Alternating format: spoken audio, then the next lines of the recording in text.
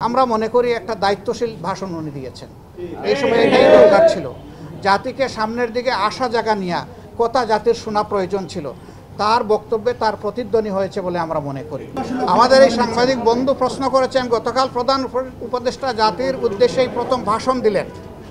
তো তিনি বলেছেন যে 17 দিনও হয় নাই, কিন্তু ইতিমধ্যে অনেক সমস্যা আমাদের দিকে ধেয়ে আসছে। সবাইকে তিনি ধৈর্য ধারণ করার জন্য অনুরোধ জানিয়েছেন, ওনাদেরকে একটু সময় দিতে বলেছেন। সামগ্রিক ভাষণকে আমরা কোন দৃষ্টিতে দেখছি? আমরা মনে করি একটা দায়িত্বশীল ভাষণ উনি দিয়েছেন। এই সময় এটাই দরকার ছিল, জাতিকে সামনের দিকে আসা জায়গা নিয়ে কথা জাতির শোনা প্রয়োজন ছিল।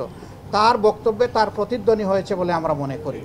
তবে এটা ঠিক যে এই প্রতিধ্বনির মধ্যে আমার আকাঙ্ক্ষা পূরণ না হতে পারে, আরেকজনের আকাঙ্ক্ষা পূরণ না হতে পারে। দেখতে হবে সামগ্রিকভাবে সারা দেশবাসীর আকাঙ্ক্ষার প্রতিফলন হয়েছে কিনা। আমরা মনে করি হয়েছে, এবং আমরা মনে করি তারা এখনও রাইট ডিরেকশনে আছেন। তাদেরকে সেভাবেই এগিয়ে গেলে আল্লাহ সাহায্য করবেন, দেশের জনগণও সাহায্য করবেন ইনশাআল্লাহ।